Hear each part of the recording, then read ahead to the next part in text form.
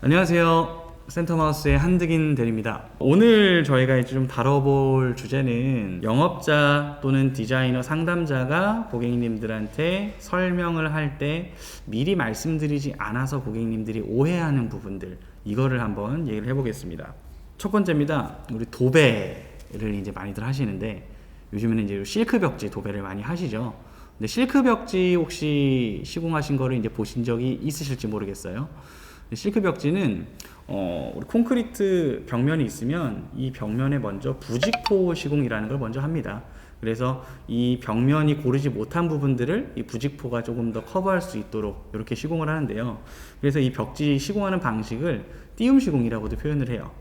그래서 벽지를 이렇게 만져보면 벽에서부터 떠 있습니다. 이게 펄럭펄럭해요.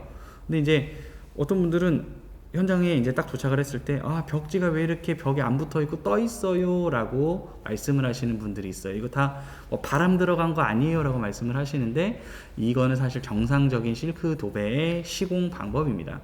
대신 벽지가 떠 있는 것과 벽지가 울어 있는 것은 명확하게 다른 부분이에요. 그래서 만약에 벽지가 시공한 지 뭐 일주일 이상 지났는데 펴지지 않다거나 또는 심하게 오른 부분이 있다면 그거는 저희가 이제 하자라고 말씀을 드릴 수 있지만, 만약에 벽지가 벽에 딱 붙어 있지 않고 떠 있다 라고 하면은 이거는 이제 하자가 아닌 부분이라고 생각을 해주시면 되겠습니다. 두 번째인데요, 타일에 대한 부분입니다. 특히 요즘에는 아트월이나 또는 바닥 타일, 뭐 폴리싱, 포세린 이런 타일들을 많이 시공을 하시는데요. 특히 이제 60cm에 60cm 그 이상의 타일을 시공을 할 때 각을 많이 말씀을 하세요. 각. 타일이 만나는 그 모서리 부분이 있어요. 그거를 정확하게 이제 십자로 맞춰야 된다라고 이제 저희도 생각을 합니다.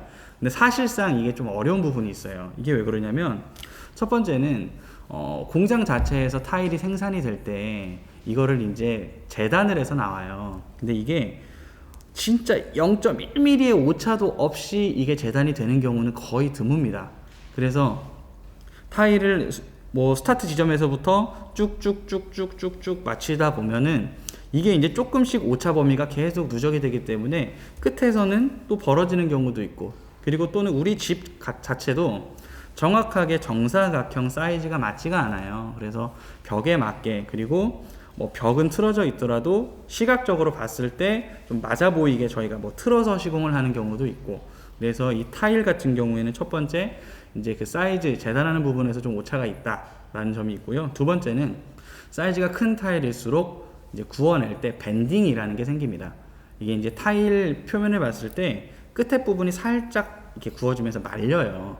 그래서 이게 이것도 사실 이제 사이즈 문제인데, 이런 밴딩이 발생을 하기 때문에 타일이 만나는 부분들에서 정확하게 이게 사이즈가 안 맞는 부분들이 생길 수가 있어요.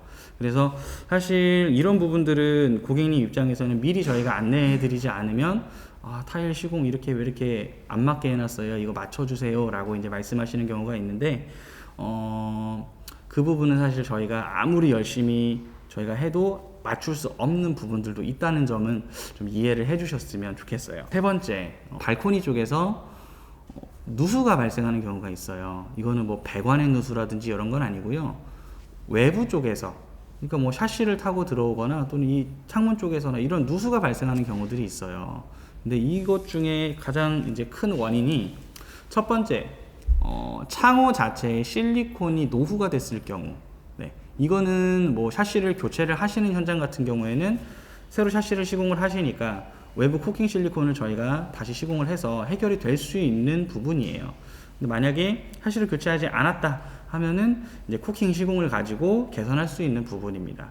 근데 이제 이 두 번째 경우가 좀 난감한 부분인데, 이렇게 외벽에 크랙으로 인한 누수가 발생하는 경우가 있어요. 이게 어떤 얘기냐면요, 우리 아파트 같은 경우에는 콘크리트로 지어지죠. 이 콘크리트 같은 경우에는 굳으면서 이게 점점 갈라져요. 특히 외부 같은 경우에는 아예 노출이 되어 있기 때문에 뭐 날씨나 바람 이런 부분에 영향을 받아서 이제 크랙, 금이 가는 겁니다. 그래서 이 부분을 통해서 이제 뭐 비가 왔을 때라든지 또는 뭐 눈이 녹았을 때라든지 이렇게 물이 새서 들어오는 경우들이 생겨요.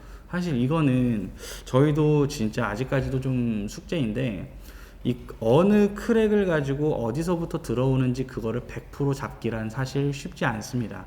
이 실금이라는 거는 뭐 육안으로 확인할 수도 없고요. 특히 아파트 외벽 같은 경우에는 기존에 페인트로 칠해져 있고 해서 이 100% 누수를 잡기는 참 어려운 부분이에요. 그래서 대부분의 아파트들을 보면 어느 정도 일정 기간이 되면 아파트 외부 페인트를 다시 칠합니다. 이 방수 페인트를 칠하면서 샤시가 오래된 집들은 코킹도 다시 하고, 그러면서 이제 이거를 몇 년에 한 번씩 이제 뭐 해결을 하는 이제 그런 경우들이 있거든요. 그래서 저희도 뭐 샤시를 교체를 했는데 창문 쪽 벽에서 이렇게 물이 새요. 뭐 페인트가 다 이제 뭐 울었어요라고 말씀을 하시는데, 실제로 저희가 현장을 확인해 봤을 때 코킹 쪽에는 문제가 없었던 경우였고, 아파트 외벽에 이제 크랙이 있어서 그걸 타고 이제 들어왔던 실제 사례도 있었거든요.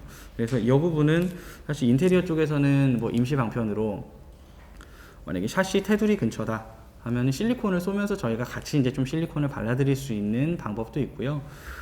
예를 들어서 방수 페인트를 칠한다고 하면 사실 뭐 해결할 수 있는 방법이긴 한데, 아파트 외관 상태에서 우리 집만 다른 색깔로 페인트를 칠한다고 하면 이제 그 부분도 이제 아파트 쪽에서 좀 허용하지 않는 범위라서 좀 이제 어려운 부분들이 있습니다. 그래서 이 외벽 크랙에 대한 누수는 저희가 이제 인테리어 쪽에 이제 하자라기보다는 아파트 관리사무소나 또는 관리해주는 그런 쪽에서 이제 해결을 받는 부분이 이제 맞는 걸로 저희도 이제 이야기를 하고 있습니다. 일단은 이렇게 이제 크게 이제 세 가지를 가지고 오늘 이제 얘기를 해봤는데요.